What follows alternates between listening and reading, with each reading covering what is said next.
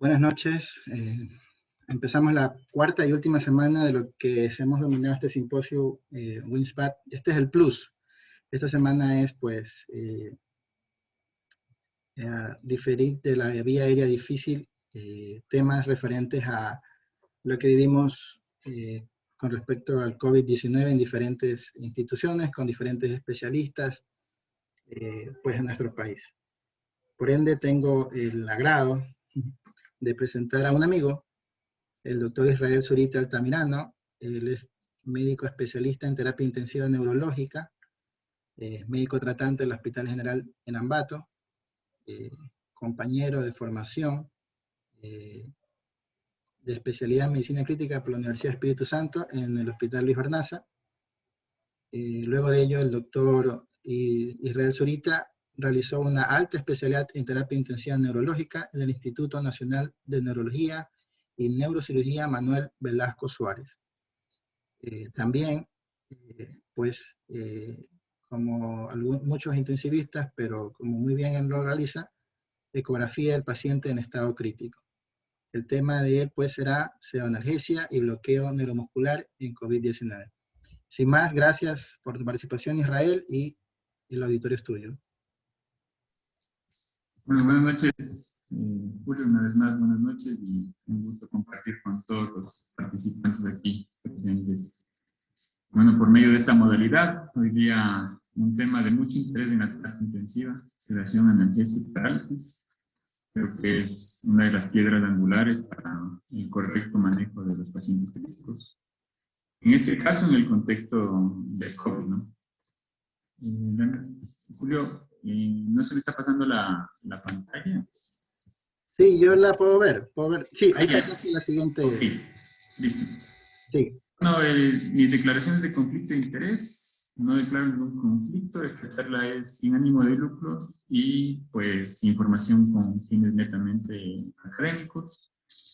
Para poner en contexto la charla de hoy día, pues está de más tal vez, al menos para los que vienen haciendo terapia intensiva, pero sabemos que existe una gran demanda de varias, no solo de la terapia intensiva, sino de todos los medicamentos que utilizamos dentro de la UCI, y eso no lo excluye a los sedantes, a los analgésicos y a los paralíticos. Existe, aparte de que existe una demanda alta de pacientes, las dosis que se está usando con estos pacientes pues es extraordinariamente alta. Tal vez no solo porque en verdad lo necesitan, sino también por la falta de monitoreo. La estancia prolongada de estos pacientes también hacen que los recursos se terminen y el pensar en el ahorro sea una de las estrategias para poder optimizar el manejo en estos casos. La escasez de medicamentos ha llevado a desarrollar estrategias de conservación y explorar terapias alternativas para la sedación, analgesia y parálisis en estos pacientes. Al día de hoy, bueno, ayer noche, que es donde actualicé este slide, había un total de 123 millones de casos, con un total de más de 2.700.000 muertes. En Ecuador, pues hay casos confirmados de lo que sabemos que no es el registro real, sino el registro oficial, se podría decir. Hay muchos casos que quedan indocumentados. Tenemos 312.598 casos con 16.451. Un total de muertes de 542.000 muertes. Entonces, vamos viendo cómo es la población del paciente COVID. Si es que consideramos que esta es la totalidad de pacientes COVID, ya sabemos que el 80% van a ir bien y un 20% van a requerir hospitalización. De este 20%, el 30% van a necesitar terapia intensiva. De la terapia intensiva, 30% irán, pues, se beneficiarán solo con ventilación no invasiva. Y 70% lo harán con intubación y asistencia respiratoria mecánica. Para el 30% de BNI, tal vez no termina ahí su historia, pues tenemos que manejar con medicamento que module un poco su ansiedad y el dolor. Para esto generalmente usamos morfina, fentanilo, dexmedetomidina, que son medicamentos que han ido escaseando. Y para el 70%, a más de los anteriores, vamos a necesitar ya medicamentos que lleven al plano anestésico, como es midazolam, propofol, remifentanil y ketamina. Esto poniéndole números reales en base a la población de los números de la Universidad de Johns Hopkins. Según el Ecuador, pues tendríamos que hasta la fecha aproximadamente habremos manejado 18.755.000 casos en la UCI, 5.626 pues en modo no invasivo y más de 13.000 casos en modo invasivo, pues poniéndole en casos. Miren nosotros en Ecuador cómo nos situamos en número de camas real de UCI, pues más o menos 1.183. Si dividimos estas cifras de pacientes UCI por los meses, más o menos estaríamos atendiendo 1.500 pacientes por mes en estado crítico, ¿sí? Entonces estamos con una sobredemanda y eso obviamente justifica la escasez de medicamentos y a eso póngale el déficit de producción. Antes de entrar a ver puntualmente cada tema que es el dolor, la ansiedad, el bloqueo neuromuscular y el delirio, quisiera primero compartir esta frase del doctor Augusto Murri, médico italiano que se dedicó pues plenamente el manejo a la fiebre, a su manejo y a la interpretación de la fiebre. Eso para hacer énfasis en que el dolor no solamente es el dolor de un órgano en sí, también puede ser un estado emocional e incluso psicológico. Y así lo definió la Asociación Internacional para el Estudio del Dolor. Y justo en el año 2020, a mediados, en septiembre del 2020, sí, en septiembre del 2020, hizo una aclaración de esta definición que había estado rigiendo desde 1979. Pues para ese entonces se definió el dolor como una experiencia sensorial y emocional desagradable asociada a un daño tisular real o potencial. Y en el 2020, pues prácticamente se mantiene lo mismo, pero agregan esta palabrita o similar, dejando abierto la posibilidad de interpretar como dolor a simplemente el hecho de que el paciente manifieste que lo tiene.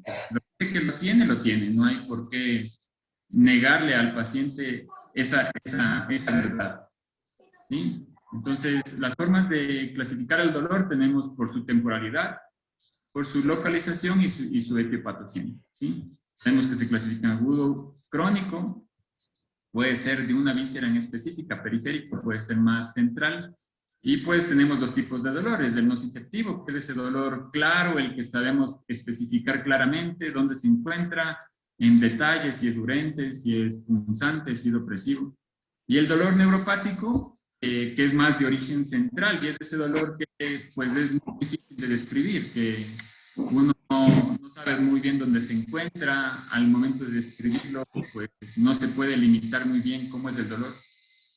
Tenemos esos dos tipos de dolores que prácticamente nos sirven para el manejo de la UCI. En realidad, ahora en el 2020, en la revista Pain, se aumentó las definiciones de dolores, pero para cada caso de cuidado crítico lo dejaremos en los dos, el nociceptivo y el neuropático.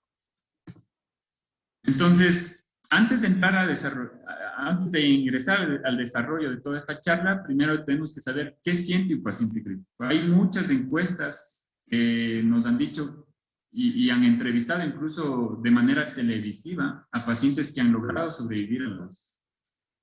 En España, en el 2014, entrevistaron a un paciente que logró sobrevivir y pues en esa entrevista lo catalogó a la UCI como las puertas del infierno, cosa que creó mucho drama y empezó una campaña fuerte de tratar de humanizar a la UCI.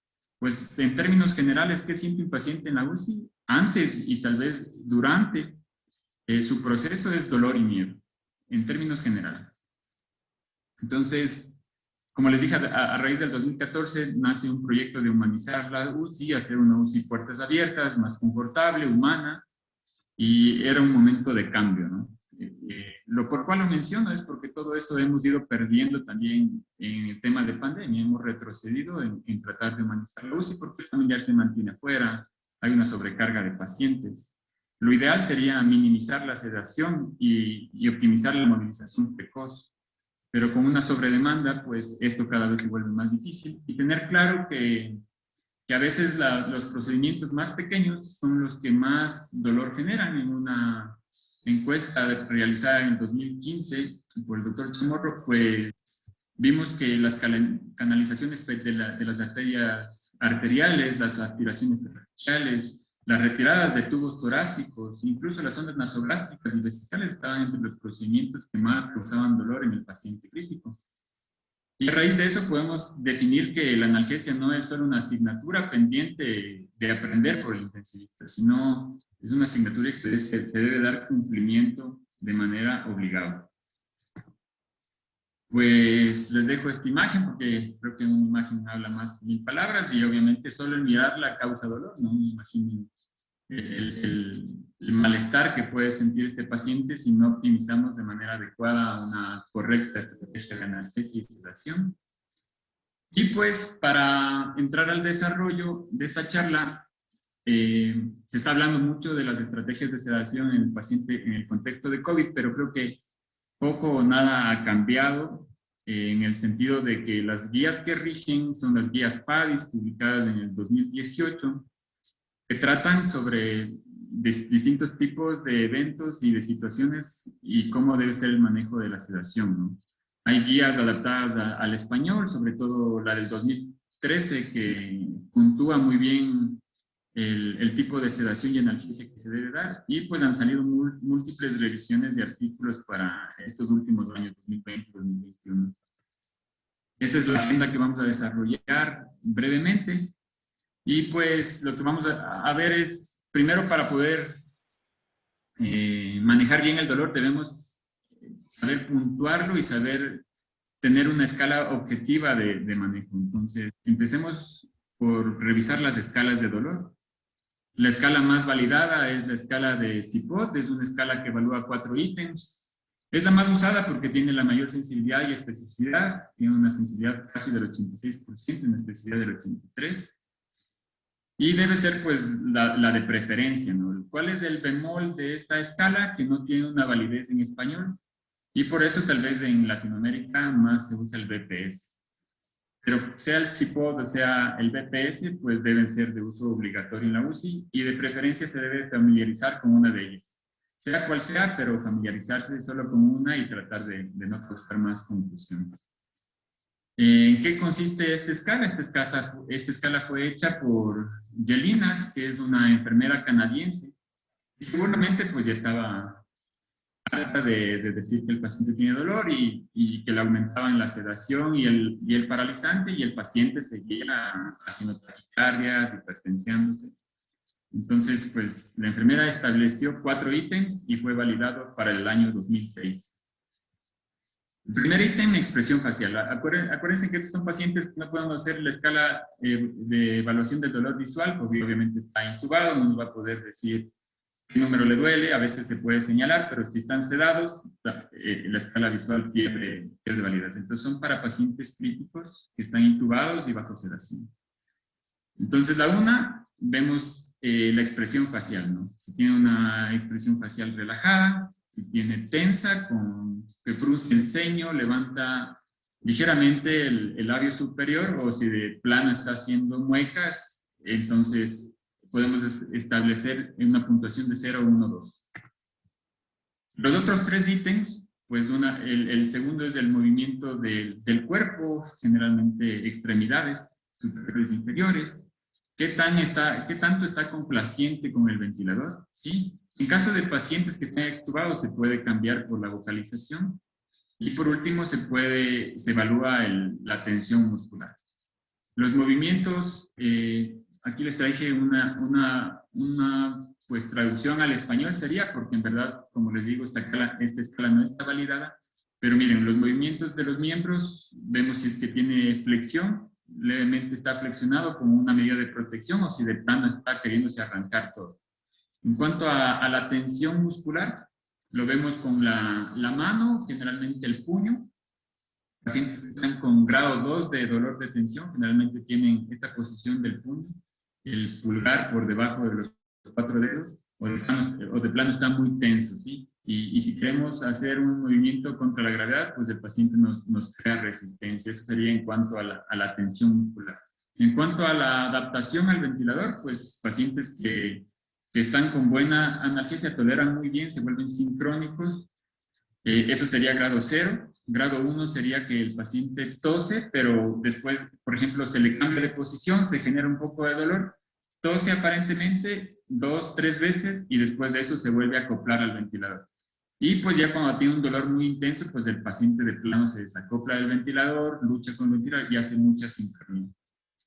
En pacientes extubados podemos usar la vocalización. Por ejemplo, hay pacientes que están con delirio hipoactivo y no pueden decirnos si es que en verdad tienen o no dolor, porque si uno diría ya si están extubados, ¿para qué le voy a estar haciendo todo eso? Pero hay pacientes que todavía están en estado comatoso, entonces nos sirve para eso la vocalización. Si el paciente está despierto, habla o de plano está dormido y en un estado relajado, pues de 0 puntos. Pero si este paciente está en un estado comatoso, pero está o somnoliento y está generando gemidos, este paciente se le daría una puntuación de 1, o si de plano está gritando o está con llanto o sollozos, sería grado 2. La segunda escala que también es importante mencionar es la escala de evaluación de dolor, la BPS, que tiene una sensibilidad más baja, por eso es la segunda más usada. Pero las ventajas es que tiene una validez en el español y evalúa solo 3 ítems. Prácticamente es lo mismo, perdón, aquí se cortó, es expresión facial, y cada una es un punto. Esta tiene máximo de 12 puntos y mínimo de 3. La anterior tiene un máximo de 8 puntos y mínimo de 0. Y es prácticamente lo mismo, ¿no? Pero lo miden en expresión facial, movimiento de los miembros superiores y qué tan acoplado está la ventilación mecánica. Lo importante de saber estas escalas es el punto de corte. CIPOD, punto de corte 2. Si el paciente tiene un CIPOD mayor a 2, pues hay que hacer una estrategia para calmar ese dolor, ya sea aumentar la infusión de sedantes o pasar un bolo analgésico o complementar con una IMI. Pero hay que manejar, si evaluamos, es para saber si tiene dolor y tratar ese dolor. El segundo, en esta escala, en el BPS, pues el objetivo es tenerlo entre 4 a 5. Más de 6 ya nos representa que hay un dolor y más de 7 es un dolor inaceptable. Seguido a esto, pues lo que tenemos que aprender a validar son las escalas de sedación, y pues la de mayor uso es la escala de RASS. Es la más usada a nivel mundial, tiene la misma efectividad que el índice biespectral. Y esta escala debe ser obligatoria para todo paciente que esté bajo efectos de sedación. Lo ideal sería obviamente usar un método más objetivo como es el BIS. Estamos hablando de un tema de pandemia, de un escenario muy distinto a la normal. Y en la normalidad, pues muchos hospitales no tienen esta ventaja de tener dispositivos avanzados, pues tenemos que acoplarnos a escalas que son sencillitas, económicas y tienen el mismo nivel de efectividad. No ha demostrado ser superior para nada el BIS. Entonces, el RASS, ¿cómo se titula? Desde 0 para arriba, pacientes se vuelven combativos, desde 0 para abajo, pacientes que van sedándose, ¿no? Entonces, por ejemplo, partimos de 0, es un paciente que está calmado, colaborador. Más 1 es un paciente que ya está ansioso, pero no está agresivo. Y pues vamos subiendo así el nivel de agitación hasta un paciente que de plano está en más 4 y está combativo, violento, quiere pegar a todo el mundo. Para abajo ya son pacientes que están bajo efecto de sedación o con efecto residual de la sedación. Entonces, ¿en qué RASS es el ideal para manejar un paciente crítico que no necesita sedación profunda? Es un RASS de -1 a -2. Sí, como ustedes ven, ¿cuál es la diferencia del plano profundo que vendría a ser desde -4 a -5? Es que estos pacientes ya se necesita un estímulo físico para despertar. A la diferencia de una sedación ligera, en el que el -1 ustedes le hablan y el paciente abre los ojos y puede quedarse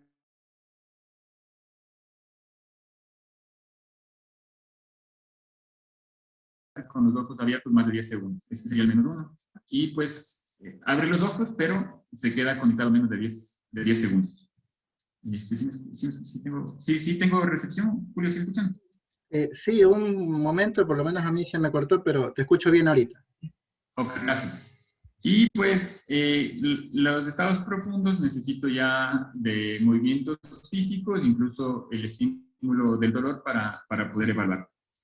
El RAS, debemos familiarizarnos mucho con el RAS y la única forma de hacerlo, pues, es aplicarlo. La verdad, pueden leerlo muchas veces, pero la única forma de aprenderlo muy bien es aplicarlo y aplicarlo. Tenemos otras escalas de sedación, como es la escala SAS, la escala de Ramsay, la escala de agitación motora. Todas esas escalas, en verdad, tienen validez. La que mejor especificidad y sensibilidad tiene es la de RAS, pero en este caso, la mejor, ¿cuál es? La que mejor se las puede usar y la que puedan usarlo uniformemente todo el hospital, sea cual sea este. Sí, la cosa es poder puntuar el dolor y la sedación del paciente. Miren ustedes, este es el estudio de los de que hablaba, que el BIS no demostró ser superior al RAS. Fue publicado en la revista de anestesiología del 2010, en el cual se obtuvieron 414 pacientes y pues vieron que no hubo ninguna diferencia, con una P estadísticamente significativa. Un RAS de 0 a -3 fue prácticamente muy similar a un BIS de entre 42 y 89. De hecho, una vez hablado sobre las escalas de sedación, la escala de dolor, el siguiente paso es el bloqueo neuromuscular. Generalmente, sedación profunda y bloqueo neuromuscular se aplica a casos muy poquitos. Sabemos que estatus asmáticos severos, sedación profunda, estatus epiléptico, sedación profunda. Tenemos hipertensión endocraniana, síndrome compartimental abdominal y el distrés respiratorio. Prácticamente esos serían los casos. Bueno, y en pacientes que necesiten hipotermia terapéutica, por ejemplo, postparada cardíaca, también debemos llevar a sedación profunda con el uso de bloqueos neuromusculares. Entonces, lo primero que debemos saber del bloqueo neuromuscular es esto. Sí, esto sí es con énfasis, debería haberle escrito en mayúsculas, pero es un mensaje de alerta. No produce inconsciencia, no produce amnesia, no produce analgesia. Si un paciente se está moviendo, lo más seguro es por dolor. ¿Sí? Si un paciente está moviendo, lo voy y le relajo, pues simplemente estoy bloqueando la placa motora. El paciente obviamente está dejando de mover, pero no es porque se acopló al ventilador o porque está sin dolor, es simplemente porque le quité el impulso nervioso que conecte con el músculo. Entonces, eso prácticamente termina siendo una tortura, el relajar a un paciente despierto y acoplado al ventilador, porque eso no quita la conciencia. El paciente nos escucha todo, siente todo, solo aumentamos su angustia. Para poder hablar de bloqueos neuromusculares, un breve recorderis de la terminación nerviosa. Secreta acetilcolina cuando viene el potencial de acción. Acetilcolina se une al receptor de acetilcolina que se encuentra en el músculo, ¿sí? Y pues produce la despolarización. Una vez la acetilcolina, esta grasa, recicla esas vesículas de acetilcolina y pues vuelve a encapsularlas. Importante saber aquí que obviamente conociendo esta acción de la placa motora, tenemos dos medicamentos que nos van a ayudar para revertir el bloqueo neuromuscular. El Sugamadex, netamente compite por el receptor de acetilcolina, y la neostigmina, que inhibe la acetilcolinesterasa. De esta manera el músculo se queda polarizado y no logra la contracción y logra la parálisis. El método ideal de poder medir el grado de bloqueo neuromuscular, hay que hacer énfasis que no es bueno ni muy poco ni mucho. Entonces hay que llevarle al equilibrio de la sedación. Por ejemplo, el equilibrio de la sedación no solamente me ayuda en disminuir los riesgos, sino que también me ayuda en estos casos a ahorrar medicamento que en época de escasez. Al igual pasa con los bloqueantes neuromusculares. No solamente el beneficio se gana al reducir la miopatía del paciente crítico, sino también puedo ahorrar en época de escasez. Entonces, para esto, lo ideal sería manejar al paciente con un aparatito que se llama Train de 4, ¿sí? Train de 4, y lo que hace es, por medio de este electroestimulador, se colocan dos electrodos, un negativo que es el negro, un positivo que es el blanco, en el nervio cubital. El nervio cubital pues estimula el abductor del pulgar. Este acelerómetro marca cuántas veces se estimula el dedo pulgar. Lo que hace este train de Ford es estimular 4 veces en 20 segundos el músculo y de esa manera pues se logra la cuantificación.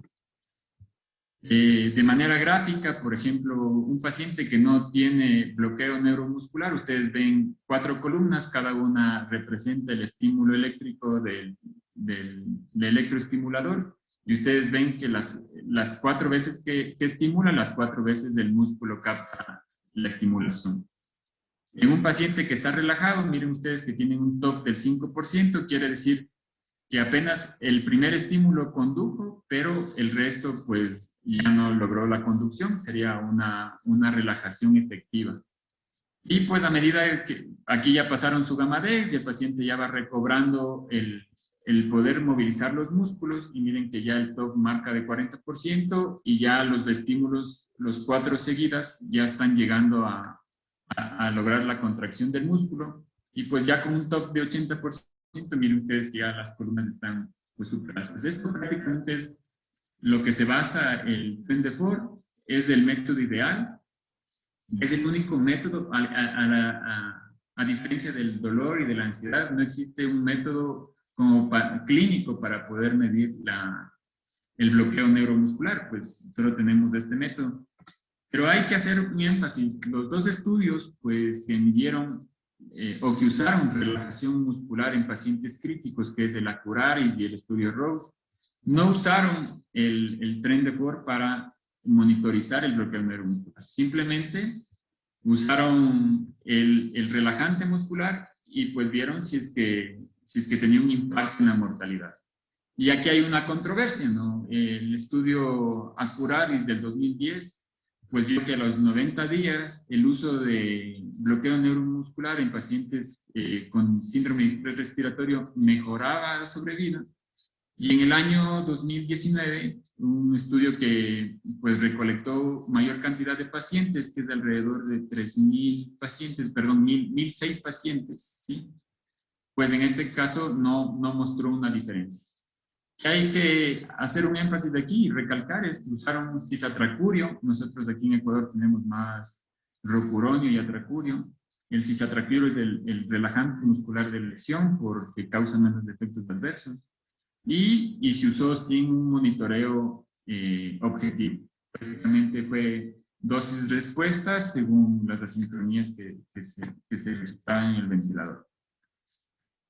Tenemos en esta tabla los agentes de bloqueo neuromusculares. Entre los que tenemos aquí en Ecuador, como les había dicho, comparado con el cisatracurio, vemos que el tiempo de acción pues van por ahí, más o menos del rocuronio empieza temprano, de 1.5 a 3 minutos. El cisatracurio, que es el de lesión, es de 4 a 7. El tiempo de acción es algo similar, pero lo que hace la diferencia tal vez es el metabolismo y los efectos adversos. Sí, el cisatracurio tiene una eliminación de un metabolismo tipo Hoffman, a diferencia de los otros que sí necesitan un metabolismo renal y hepático. Entonces, hemos hablado de escalas de sedación, de escalas de analgesia y del bloqueo neuromuscular, pero ¿para qué? ¿Para qué yo voy a usar, sobre todo en pacientes COVID, por qué yo voy a usar la sedación profunda, ¿sí? Y el bloqueo neuromuscular? Si ustedes se fijan, aquí yo puse analgosedación. Se está usando ya este término cada vez más frecuente, siempre se ha usado la pseudoanalgesia, pero siempre se debe priorizar más la analgesia sobre la sedación, ¿sí? Si se podría decir en una manera escalar, primero la analgesia, segundo la sedación y por último el bloqueo neuromuscular. Llevarlo a un paciente con distrés a un estado profundo de analgosedación y bloqueo neuromuscular, pues ha demostrado que mejora la distensibilidad del pulmón, facilita el reclutamiento pulmonar, impide ese trigger, el impulso ventilatorio, y de esa manera impide las asincronías, permite que el paciente pueda tolerar la hipercapnia, porque lo manejamos en metas de protección alveolar a 6 ml por kilo. Un paciente, pues, que lo tengamos en sedación ligera, simplemente no se va a adaptar a ventilar a volúmenes tan bajos, y reduce la respuesta inflamatoria del CRDA. ¿Cuándo usamos sedación ligera y cuando usamos una sedación profunda, pues en verdad no hay una forma magistral de decirlo así de manera común, pero se puede, lo que sí queda claro es que hay que individualizarla. Pero a manera práctica, algún paciente que ya está con un PAFI de mayor de 150 y que tenga una driving pressure menos de 15 centímetros de agua, pues tratar en lo posible de hacer un manejo con sedación superficial. ¿Sí? Sedación superficial ya sabemos de 0 a menos 2 de RAS. Y en pacientes que están muy distresados, muy hipoxémicos, con una PAFI menor de 150 y un driving pressure mayor de 15, pues en ellos, pues sí, de plano una sedación profunda y acompañarlo con bloqueo neuromuscular por todas estas ventajas que ya está demostrado que nos brinda el acoplar a un paciente al ventilador. Ahora sí, recientemente se publicó un artículo que trata de cómo se puede armar la sedación y la analgesia, ¿no? En la guía PADIS, ya en el 2018, se recomendó que se cambie el manejo de la analgesia y la sedación por un esquema multimodal. Es decir, ya no solo el uso del opiáceo para alcanzar niveles de analgesia, sino hacer ahorrar este fármaco, ahorrar opiáceos en base al uso de otros, por ejemplo, el paracetamol, la pregabalina, ¿sí? Para poder usar lo menos posible de opiáceos. ¿Sí? Entonces, esta es la tabla de medicamentos que nos trae en la revisión del Critical Care, de qué medicamentos son las alternativas en base a diferentes tipos de situaciones. Aquí lo define como situación convencional, o sea, del día a día, una situación de contingencia o una situación de crisis sanitaria. ¿Sí? Y aquí en este ítem de aquí le ponen en cuál se está usando. Por ejemplo, aquí un cuidado convencional. Entonces, el fentanilo, por ejemplo, todos estos que están aquí son receptores agonistas mu-opiáceos. El fentanilo, pues, es el más usado, es el analgésico de elección, siempre es más potente de la morfina. Su dosis es muy amplia, puede usarse hasta 10 microgramos kilo hora, que es algo muy exagerado, la verdad. Pocas veces se usa hasta dosis tan altas. Tiene la ventaja de tener una duración de casi 1 hora, de 30 a 60 minutos. Y pues pocos efectos adversos. Cuando se usa de manera en bolo puede causar rigidez y tórax leñoso. Y entre otras es el hilio metabólico, ¿no? Típico es el paciente que está con fentanilo y hace distensión abdominal y obliga a reducción de dosis y a veces eso le puede llevar al paciente a mayor dolor. La morfina, que no ha sido tan usado por nosotros previamente, pero ahora, con esto de la escasez de medicamentos, ha demostrado un buen perfil farmacológico, al menos desde mi punto de vista. Yo nunca lo había usado hasta temas de pandemia, y vemos que tiene un buen perfil farmacológico. Al inicio de la infusión, pues causa hipotensión bradicardia, por lo cual debe ser siempre acompañado con fármacos que permitan el ahorro de esta. Se considera todavía una terapia de primera línea y está catalogado para el cuidado convencional.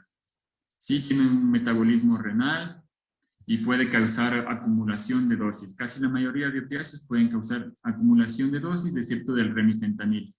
Este sí tiene un metabolismo por esterasas, tiene un metabolismo plasmático y tiene la ventaja y desventaja. Tiene la ventaja de tener un tiempo corto de duración, pero si tenemos un paciente en plano profundo y lo queremos llevar a superficie, pues al momento de irlo despertando, pues el paciente seguramente va a caer en crisis de dolor.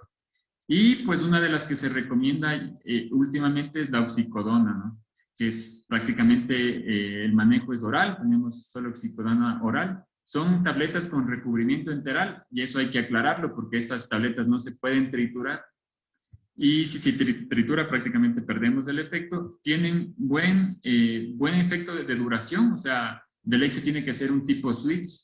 Mientras esté recibiendo el fentanilo, dar la oxicodona para poder hacer un tipo switch y poder reducir la dosis de fentanilo, es lo que se propone, ¿sí? Y esto con el objetivo simplemente de un ahorro de opiáceos. En cuanto a otro tipo de analgésicos, tenemos pues los moduladores del canal de calcio, un inhibidor del canal de sodio, que prácticamente gabapentina, carbamazepina y pregabalina se usan para dolor neuropático. Aquí no lo mencioné, hay una escala que se llama DN4, que es para evaluación del dolor neuropático propiamente dicho. Sí, se necesita tener el paciente despierto, obviamente, pero en la guía PADIS ya te recomiendan ponerle medicamentos de manejo neuropático para disminuir el uso de analgésicos opiáceos. Entonces, hay que tener presente que la gabapentina y la pregabalina pueden aumentar el edema periférico, cosa no mayor, y que la carbamazepina, dosis muy elevadas, pueden causar agranulocitosis o Stevens-Jones. El tema de los AINES, que es, por ejemplo, el ketorolaco y el ibuprofeno, siempre causa un poco de resistencia en el manejo del intensivista, porque obviamente los pacientes que están en terapia intensiva ya tienen, más allá que el fallo pulmonar, siempre vienen acompañados con un fallo hematológico, un fallo renal, entonces causa un poco de resistencia. Pero ante crisis de dolor se puede dar paso a estas drogas, por ejemplo, escasez de medicamentos, pues se puede usar. Miren ustedes que aquí en esta guía le catalogan para solamente, lo recomiendan para en estados de crisis sanitaria, ¿sí? Solo en crisis. Y se debe evitar estas drogas en disfunción gastrointestinal, sangrados o alteración plaquetaria. Y por último tenemos la lidocaína, que actúa como un sedante y un analgésico, un antiarrítmico también. Es un bloqueador del canal del sodio muy potente. Pues las dosis van de 0,5 a 2,5 miligramos kilos. Los efectos adversos son muy conocidos: bradicardia, hipertensión, hipotensión, puede causar visión borrosa, incluso convulsiones. Y pues al igual que las otras, que los AINES, pues está solo recomendado en época de crisis sanitaria. Ahora entrando a una tabla para hacer una revisión rápida de los sedantes, de la opción de sedantes en casos de pandemia, pues el sedante de elección sigue siendo el propofol. El propofol es un GABA agonista, se usa a dosis de 5 a 50 microgramos kilo. La ventaja es que tiene un tiempo de acción muy corta, entonces podemos llevarle al paciente en distintos grados en un mismo día, a diferencia del midazolam, que tiene un efecto de acumulación, sobre todo en pacientes obesos. El propofol se le ha atribuido algunos efectos adversos como cardiodepresor, pero sobre todo el que más preocupa es el síndrome de infusión de propofol, que se ve en pacientes que reciben más de 72 horas una dosis mayor a 3 miligramos kilo hora. La ventaja es un riesgo de usar el propofol, pero si es que está en una UCI y si tenemos propofol, seguramente tenemos un laboratorio donde se pueda medir CPK, triglicéridos, lactato sérico diarios para poder actuar a tiempo en caso de elevación de estos marcadores. El síndrome de infusión de propofol se caracteriza por hipotensión, hiperlactatemia, rabdomiólisis en algunos casos, poluria, una depresión cardíaca. Entonces, antes de llegar a ese evento devastador, prácticamente cuando se manifiesta el PRIS, hay una mortalidad mayor del 50% y la única forma es evitarlo. ¿Cómo se maneja el síndrome de infusión de propofol? Pues hidratación y una suspensión inmediata del fármaco. ¿Sí? Sin embargo, la incidencia es debajo del 2% y por eso sigue siendo el fármaco de elección. De hecho, se puede usar hasta 800 miligramos de cilitro se puede tolerar el monitoreo de los triglicéridos, pues pasado eso se debe cambiar de sedante. ¿Qué es lo malo en este aspecto de los pacientes COVID con el propofol? Que se llevan un tiempo de sedación muy prolongada. O sea, el propofol está bien para una sedación de 5 o 7 días. Pero pacientes que van a llevar más tiempo, se recomienda, para poder usar dosis más cortas, siempre asociarlo a otro fármaco, como es la dexmedetomidina. Ese sería el bemol del propofol. Ahora, viendo el medicamento que para para mi forma de ver, es el de primera línea aquí en el Ecuador. Sin embargo, en la guía PADIS te ponen en letras por poco rojas, te dicen no usar benzodiazepinas. Pues el efecto de la benzodiazepina a nivel cerebral es dañino, crea mucho daño en conexiones nerviosas y eso se ve reflejado a posteriori en el reflejo cognitivo. Es igual un agonista GABAérgico, tiene la ventaja de poder tener un abanico de dosis más amplio y tiene muy pocos efectos adversos, es muy noble con la hemodinamia, permite al paciente manejar a sedación profunda sin que esto tenga un impacto directo sobre la presión arterial. Hay que considerarlo que para usar el midazolam debe estar el paciente intubado, sedado. Y se debe tener precaución, como les dije, en pacientes obesos, en pacientes con falla renal y con falla hepática. Ya ha pasado varios días que el paciente se le apaga un lunes la sedación y va el viernes y sigue dormido. Entonces, luego obliga a usar el flumacenilo para poder hacer pruebas de ventana neurológica que no está indicado. En épocas de contingencia de cuidado, pues se puede usar otro tipo de benzodiazepinas, como es el lorazepam y el diazepam. El lorazepam, pues sabemos que es un medicamento costoso, difícil acceso. Si a veces el midazolam para nosotros es difícil accederlo, el lorazepam es mucho más complicado. Es el fármaco de primera elección en estatus epiléptico, pero en épocas de pandemia se puede usar incluso en infusión. Tiene la ventaja de tener un tiempo de vida larga y se puede usar incluso en terapia intermitente entre cada 6 a cada 8 horas, incluso cada 2 a cada 4 horas.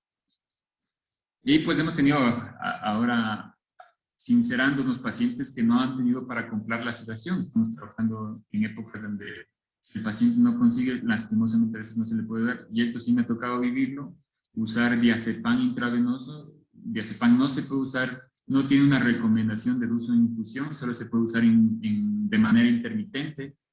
Y la verdad no crea una buena sedación. De ley es el acompañamiento con un bloqueante neuromuscular, que no es lo ideal, pero yo creo que aquí se debería considerar solo para crisis, para emergencia, porque ni para contingencia debería considerarse. Hecho, y ahora pasando a los medicamentos, se podría decir, de mayor moda que estamos viviendo ahorita. Bueno, el Precedex siempre ha sido como un medicamento de elección.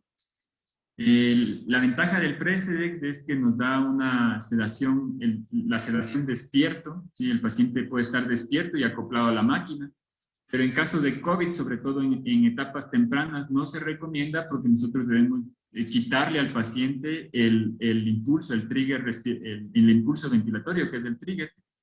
Y este Precedex, como actúa a nivel de locus coeruleus, no puede bloquear el centro respiratorio y el paciente pues sigue gatillando. Siempre se recomienda el uso de Precedex junto a Propofol. La idea de mezclar los dos es causar un ahorro de fármacos y evitar los efectos adversos de cada uno. Entre los efectos adversos tenemos que causa bradicardia, hipotensión, puede causar incluso hipertensión refleja y gasto cardíaco bajo, ¿sí? Está recomendado para uso convencional y también tiene propiedades analgésicas. Es un agonista alfa-adrenérgico. La ketamina, como sabemos recientemente en el registro oficial del Ministerio de Salud Pública del Ecuador, se hizo una socialización del uso de la ketamina. La ketamina es un antagonista no competitivo del receptor N-metildiaspartato. Tiene muchas ventajas, sobre todo que no causa un impacto hemodinámico grande, causa broncodilatación, mejora la distensibilidad pulmonar. Entre los efectos adversos que más podrían molestar en este caso de los pacientes con COVID son la hipersalivación y el riesgo de miocarditis, que también se ha documentado. En cuanto al pentobarbital, pues en verdad miren ustedes, lo ponen como en época de crisis. Este es para llevar ya a comas barbitúricos. Prácticamente la indicación hasta antes de la pandemia ha sido únicamente el manejo de estatus epilépticos súper refractarios. Pues hasta ahí estaba limitado, pero en épocas de pandemia, si es que hay escasez de medicamentos y lo único que queda, pues se puede usar. Tiene la ventaja de poder usarlo en dosis intervalentes y en dosis de infusión, y hay que tratar de no confundirlo con el fenobarbital, que es un medicamento que no se puede dar por vía en infusión, sino solo en intermitentes. Y por último tenemos los gases volátiles, que confieso no tengo mucha experiencia con este tipo de medicamentos. Sé que por allá en el Hospital Bernaza ya están usando el sistema Anaconda para poder usar el sevoflurane. En verdad son medicamentos que tienen un buen perfil farmacológico. La desventaja es que pueden crear hipertermia maligna, por eso se recomienda que sea por un corto tiempo de uso y se debe estar dosificando la concentración alveolar mínima. ¿Sí? Que debe estar alcanzada entre 0.2 a 0.3. Aún hace falta más recolección de datos acerca de esto, pero pues aparentemente los datos son prometedores.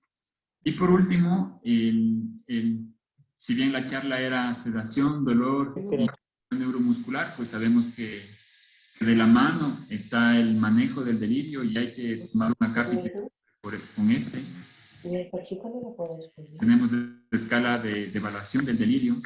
Primero, el delirio, ¿cómo se define? El delirio es un déficit de la atención, cambios en el estado cognitivo que se genera de manera aguda, fluctuante, y generalmente es consecuencia de otra afección. La causa más frecuente de delirio en UCI sigue siendo la sepsis.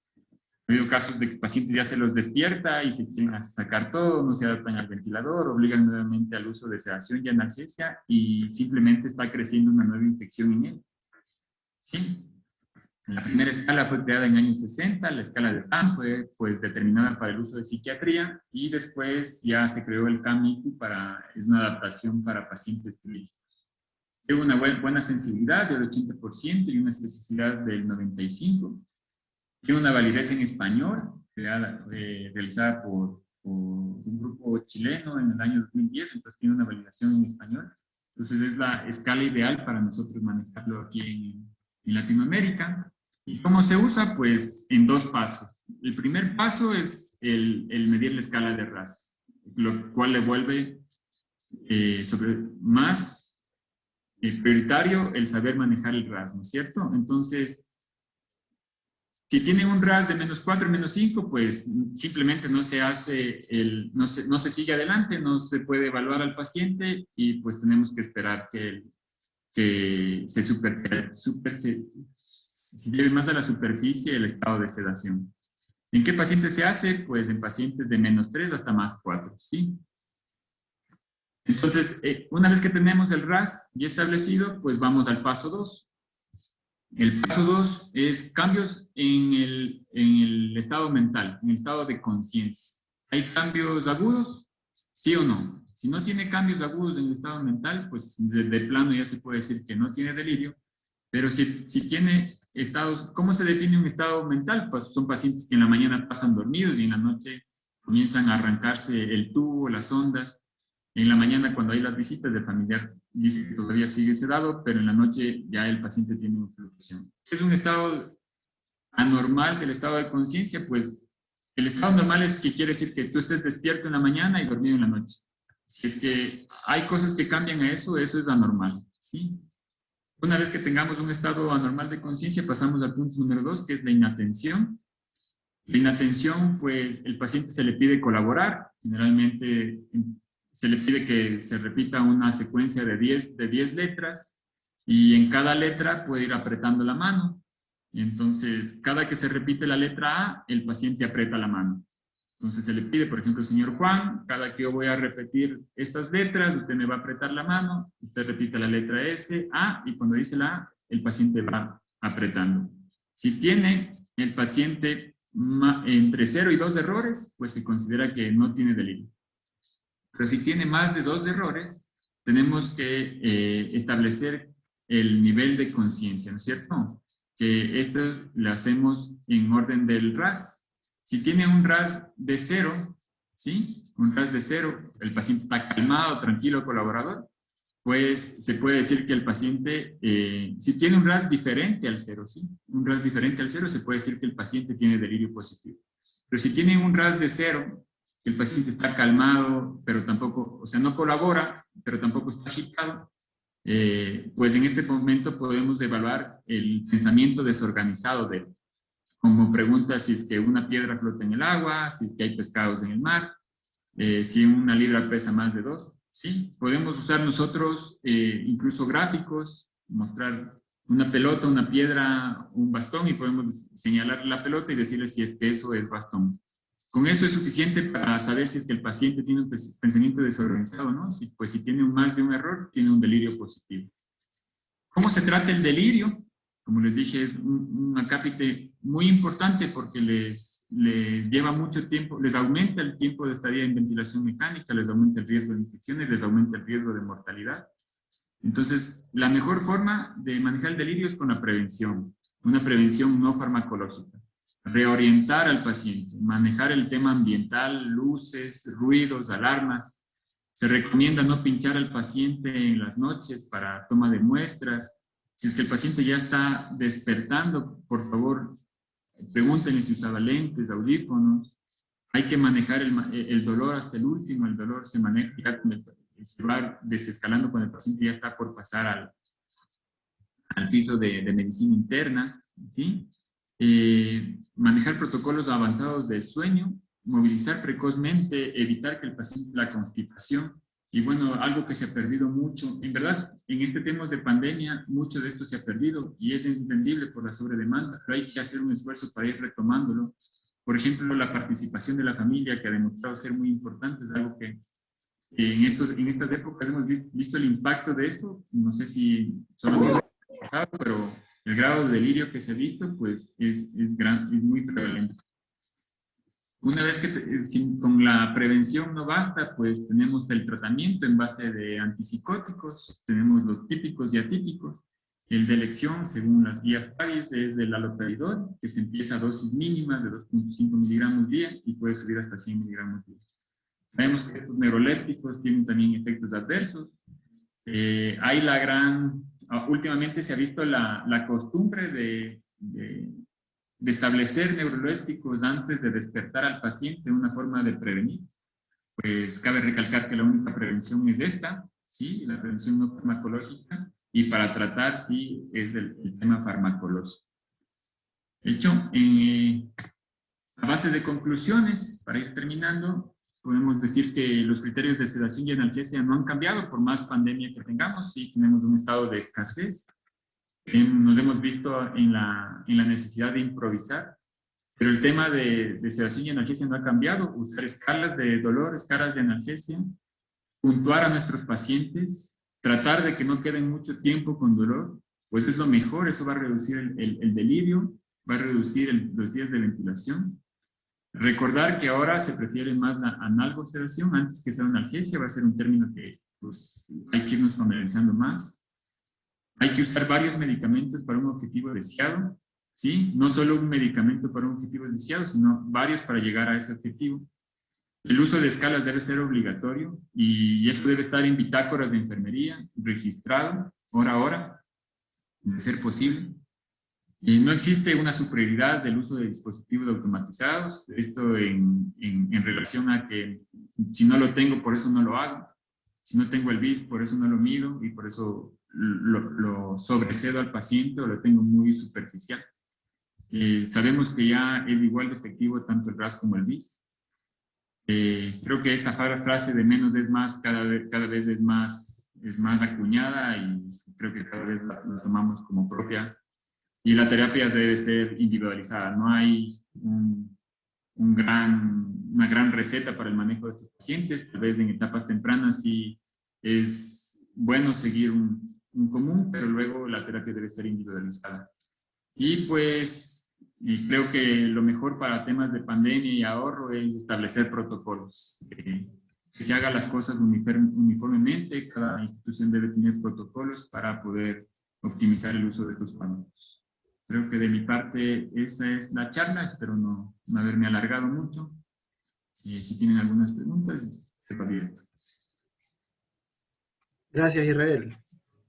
Si alguien tiene alguna pregunta, por favor, es el momento, aprovechando que está el doctor Zurita, como nos contó, pues ha vivido situaciones como muchos con respecto al desabastecimiento pues, de fármacos sedantes y bloqueantes neuromusculares. Si alguien tiene una pregunta, es el momento. No sé si por ahí esté conectado el doctor Adrián Salmo. Israel, la verdad que anoté 7 preguntas. Quisiera hacerte muchas preguntas, pero en honor al tiempo, quisiera hacerte una un poco puntual, ¿no? Sabemos que a veces el inicio del despertar de los pacientes, digámoslo de cierto modo, clásicamente se nos ha inculcado la vacación de la sedación, ¿no? Apagar la sedación en la mañana, o bueno, en el turno que tú lo veas más propicio, ¿no? ¿Has visto dificultad con eso en los pacientes? ¿O has notado que hubo alguna ventaja en ese momento en que tú le haces la vacación de sedación y esperas que un poco se desintoxique de estos sedantes? Ahora en COVID. Sí, sí, sin duda, Julio. La verdad,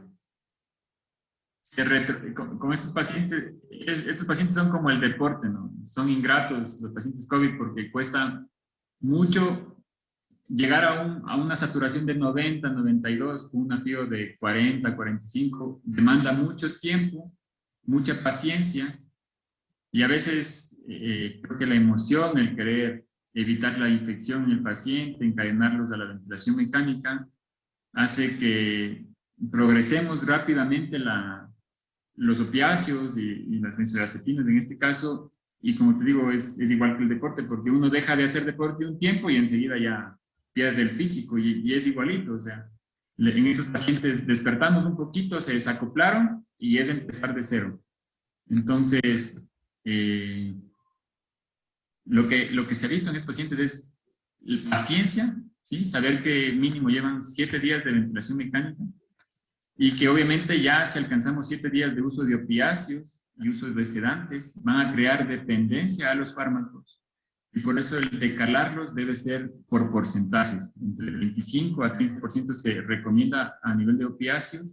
Y si vamos a hacer un cambio de sedante, sería lo mejor hacerlo por el Precedex. En verdad, el uso del Precedex ayudaría muchísimo a evitar el desacople de la ventilación mecánica.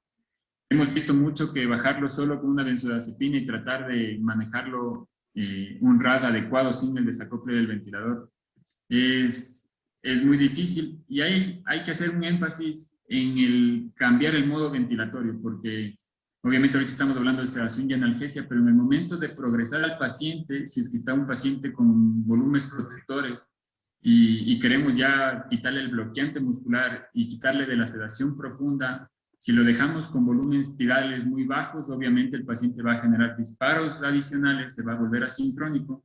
Entonces, el retiro de la sedación debe ser también de la mano del cambio del cesteo del ventilador, pasarlo tal vez a un modo presión asistido control.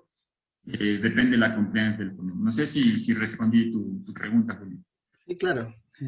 Gracias. Gracias, Israel. De verdad quiero nuevamente mencionar, como lo he estado haciendo durante esta semana, agradecer a mis amigos y amigas de diferentes especialidades que han estado pues, presentes en este simposio de una manera desinteresada, compartiendo conocimientos con nosotros. Como te dije, Israel, quisiera hacerte por lo menos 7 preguntas, pero el tiempo nos aprieta. Concluir dándote nuevamente las gracias, ¿no? Y la revisión fantástica tuya con las tablas y los fármacos. Como nos mencionaste, las escalas, ¿no? Yo diría no olvidar CPOT, es la que a mí me gusta, no está validada en español, pero bueno. RAS, CANICU, y eso de que démosle ketapina antes de que se despierte loco, como que un poco... Sí, a veces lo sobreprogramamos, ¿no? Ok, bueno, gracias Israel, de verdad quiero agradecerte. Un abrazo, muchas gracias a todos y felicidades. Espero estés participando en el evento en septiembre. Sin duda, hermano. Gracias. Hola, ¿cómo estás?